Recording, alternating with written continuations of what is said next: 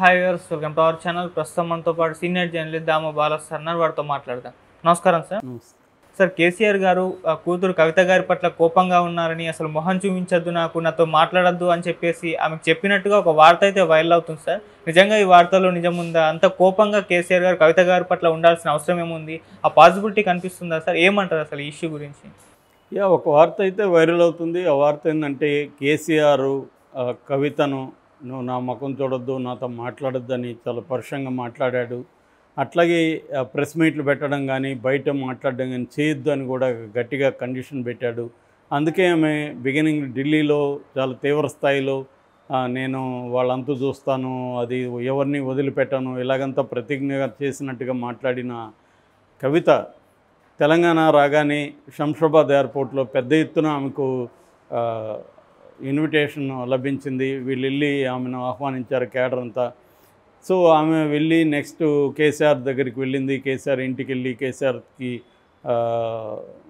Hug చేసుకొని ఆయన చేతిని ముద్దు పెట్టుకొని నేను ఇక్కడే ఉంటాను వారం రోజులు అలాగా ప్రకటించింది. దాని తర్వాత ప్రెస్ మీట్ పెట్టి తన అభిప్రాయాలు చెప్తుందని, బీజేపీని తీవ్రంగా విమర్శిస్తుందని అందరూ అనుకున్నారు. కానీ ఇప్పటి వరకు ఆమె బంజారా హిల్స్ ఇంటిలో నుంచి బయటికి రావట్లేదు అన్న వార్తలు అయితే వినిపిస్తున్నాయి. సో ఎందుకు కవిత సైలెంట్ అయిపోయింది? ఎందుకు ఇంత నిశ్శబ్దంగా ఉంది? ఇంత పెద్ద స్థాయిలో ఎప్పుడూ లైఫ్లో లేనట్టుగా 5.5 నెలల పాటు జైల్లో పెట్టినా కూడా కవిత ఎందుకు నోరు తెరిచి మాట్లాడలేదు? ఇది నాకు అన్యాయం జరిగిందని మాట్లాడలేదు. కోర్టు కూడా ఈ కండిషన్ ఏం పెట్టలేదు, ఈ కేసు గురించి మాట్లాడొద్దని కానీ ఇంకోటి కూడా కండిషన్లు ఏం. కనీసం ఆమె అది వదిలేసి ఇక్కడ తెలంగాణలో పరిస్థితుల పట్ల, తెలంగాణలో ప్రజలకు సంబంధించి వరదలు వచ్చాయి, మొన్న వరదలకు సంబంధించి మాట్లాడుండొచ్చు, ఆమె రంగంలోకి దిగి ఉండొచ్చు, వరద సహాయ కార్యక్రమాల్లో ఆమె పాల్గొని ఉండొచ్చు. ఎందుకు సైలెంట్ అయిపోయింది అంటే కేసీఆర్ తీవ్ర ఆగ్రహం వ్యక్తం చేశాడు ఆమె మీద.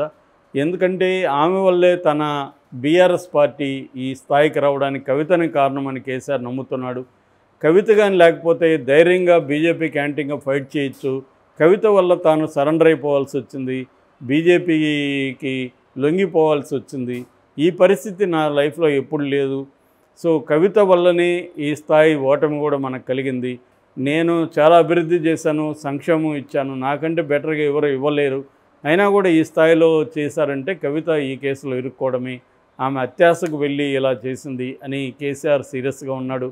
అందుకనే ఆయన ఢిల్లీకి వెళ్ళి కవితను ఒక్కసారి కూడా చూడలేదు. 5.5 నెలల్లో ఒక్కసారి కూడా ఆయన జైలుకి వెళ్ళి పరామర్శించలేదు. సో అంత కన్న కూతురు జైల్లో ఉంటే ఏ తండ్రి అయినా పరామర్శించకుండా ఉంటాడా? కేసీఆర్ ఎందుకు ఉండిపోయాడు?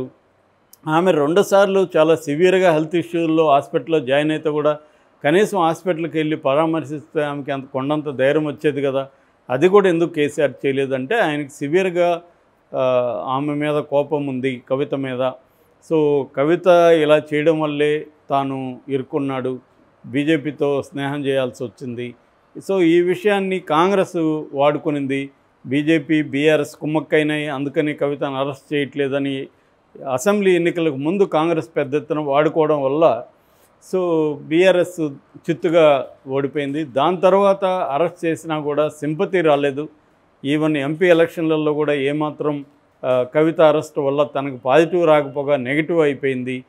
సో ఆమె లిక్కర్ కుంభకోణంలో తన భాగం లేదని ఎవరు నమ్మట్లేదు ప్రజలు. అందరూ కూడా ఆమె అత్యాశపోయింది, ఇంత అవసరమా అన్నారు. అట్లాగే ఆమె ఒక టీవీ ఛానల్లో వాచ్ గురించి కూడా 20 లక్షలు ఏం కొనుక్కుంటే తప్పే ఉంది అన్నట్టుగా మాట్లాడింది. ఇటువంటివి అన్నీ చేరి కవితకి డబ్బాస్ ఎక్కువ, లగ్జరీ లైఫ్ ఇష్టము, అందుకనే ఆమె ఢిల్లీ ఇక్కడ సరిపోదని ఢిల్లీలో కూడా దోచుకోవడానికి వెళ్ళింది. ఈ నెరేషన్ని సామాన్య ప్రజలు కూడా బిలీవ్ చేస్తున్నారు. సో ఇదంతా కూడా నాకు ఈ పరిస్థితి రావడానికి, మోడీ కాళ్ళ దగ్గర పడుండడానికి కారణం కవితనే అన్న ఇది కేసీఆర్కి ఉంది. అందుకని ఢిల్లీకి రమ్మని ఇటు కేటీఆర్ కానీ కవిత కూడా నేను నాన్నను చూడాలి, నాన్నను ఒకసారి రమ్మని చెప్పని అన్నకి చెప్పిన, కేటీఆర్ తండ్రికి చెప్పినా కూడా ఆయన భీష్మించి కూర్చున్నాడు. ఒక్కసారి కూడా ఢిల్లీకి వెళ్ళలేదు అనేది ఇప్పుడు వస్తున్న వార్తలు. ఇవి ఎంత నిజమో మనకు తెలియదు, కానీ మనకు ఒకటే అర్థమవుతుండేది మాత్రం కవిత సైలెంట్గా ఉంది. బీజేపీ మీద పల్లెత్తు మాట ఎవరు అనట్లేదు, కవిత అనట్లేదు, కేసీఆర్ కానీ అనట్లేదు. కేసీఆర్ అయినా కవిత రిలీజ్ అయినాక నా తడాక చూపిస్తాను అని అన్నాడని వార్తలు ఆ మధ్య వచ్చాయి. సో ఆయనైనా బయటకు వచ్చి కవితని కూర్చోబెట్టుకొని ఆయన నా బిడ్డని ఇలా ఎంత ఘోరంగా చేశారు, నా బిడ్డ ఏ రకమైన నేరం చేయలేదు, సుప్రీంకోర్టు కూడా అదే చెప్పింది ఇండైరెక్ట్గా, ఆమె మీద ప్రొసీడ్స్ ఆఫ్ క్రైమ్ కానీ ఆమె డబ్బులు పంచిందని కానీ ఆమె డబ్బులు లాభం పొందిందని కానీ ఎక్కడ ఎస్టాబ్లిష్ చేయలేకపోయారని సుప్రీంకోర్టే కామెంట్ చేసింది. సో ఇవన్నీ ఉపయోగించుకొని ఆయన గట్టిగా మాట్లాడుండొచ్చు. ఎందుకంటే మనకి కేజ్రీవాల్ చూడు ఎలాగా ఇంటీరియం బెయిల్ అప్పుడు కూడా చాలా అగ్రెసివ్గా ఆయన వెళ్ళి మాట్లాడాడు. ఇప్పుడు కూడా ఆయనకి ఈరోజు రేపు బెయిల్ వచ్చే అవకాశం ఉంది. వచ్చిన తర్వాత ఇమీడియట్గా అగ్రెసివ్గా వెళ్తాడు. ఎప్పుడైనా కూడా జైళ్ళకు భయపడో ఇంకొక దానికి భయపడో నువ్వు సరెండర్ అయిపోతే ప్రజల్లో ఇది పోతుంది. వీళ్ళు కానీ ఇప్పుడు కవిత వీళ్ళందరూ వచ్చి రంగంలోకి దిగి బీజేపీకి యాంటీగా కానీ రంగంలో దిగుంటే నేషనల్ లెవెల్లో బీజేపీకి యాంటీగా దిగాలి, ఇక్కడ కాంగ్రెస్కి యాంటీగా దిగాలి. దిగునుంటే కొంత మైలేజ్ వచ్చేది. ఎందుకంటే నెక్స్ట్ ఇయర్ జీహెచ్ఎంసీ ఎన్నికలు కూడా వస్తున్నాయి. కానీ సైలెంట్గా ఉండడంలో అర్థం ఏంటి అంటే ఒక వాదనకి బలం చేకూరుతుంది. ఆ వాదన ఏంది, బీఆర్ఎస్ బీజేపీ ఒకటైపోయినాయి, త్వరలోనే బీఆర్ఎస్ బీజేపీలోకి విలీనం అయిపోతుంది అన్న ఒక వాదన అయితే ఏదైతే ఉందో సాక్షాత్తు సీఎం రేవంత్ రెడ్డి మాట్లాడాడు. అట్లాగే ఆర్టీవీ రవిప్రకాష్ దాని మీద లైవ్లు పెట్టి చెప్పాడు.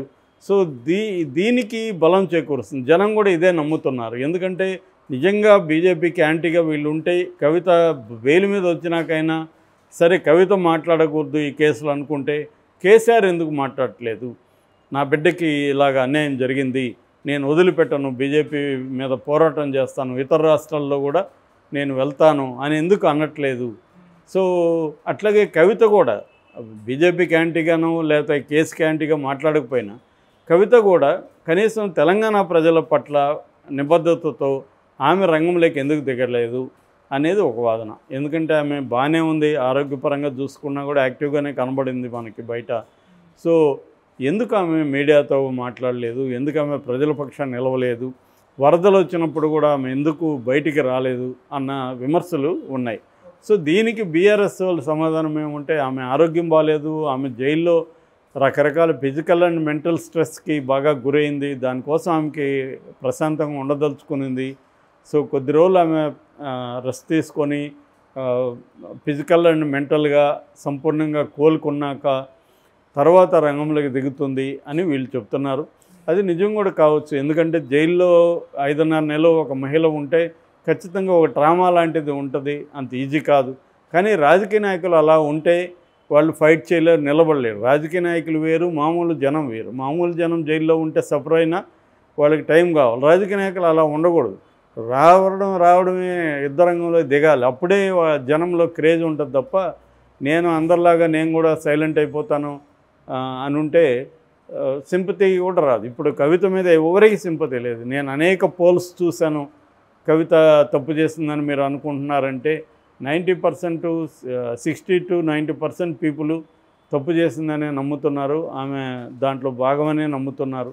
కవిత మీద ఎక్కడా సింపతి రాలేదు. ఆమె జీవిత శిక్ష విధించాలని కూడా డిమాండ్ చేస్తున్నారు. సో ఇంత ఘోరంగా ఎందుకు ఉంది? మామూలుగా మనకి అరెస్ట్లు అయిన వాళ్ళ పట్ల ఎంతో కొంత సింపతి ఉంటుంది. గతంలో జగన్ పట్ల సింపతి వచ్చింది, చంద్రబాబు పట్ల వచ్చింది, ఇవి ఉంటాయి. కవిత మహిళ, ఆమె ఆరోగ్యం బాగాలేదు, తిహార్ లాంటి ఒక అత్యంత ఘోరమైన జైల్లో ఆమెను పెట్టారు. సో ఆమెకి 2 సార్లు బాగలేక హాస్పిటల్లో జాయిన్ అయింది, అయినా కూడా ఆమెకి ఎందుకు సింపతి రాలేదు? సో ఈ ప్రశ్న ఇప్పుడు వాళ్ళని కూడా వేధిస్తూ ఉంటుంది. ఖచ్చితంగా కేసీఆర్ మౌనంగా ఎందుకున్నాడు, కవిత ఎందుకు మౌనంగా ఉంది అనే ప్రశ్నలకి అయితే అందరూ తమకు తోచిన పద్ధతిలో తాము ఆన్సర్లు ఇచ్చుకుంటున్నారు. అందులో నేను చెప్పిన వెర్షన్ సర్క్యులేట్ అవుతుంది. ఎందుకంటే కవితని కేసీఆరే మందలించాడని, నాతో మాట్లాడదు, ఇప్పుడిప్పుడే కలవద్దు, నన్ను సైలెంట్గా ఉండు నువ్వు కొద్ది రోజులు అని చెప్పాడు, ఆగ్రహం వ్యక్తం చేశాడు. నువ్వు కానీ అత్యాసకు పోయి ఉంటే నాకు కానీ బీఆర్ఎస్కి కానీ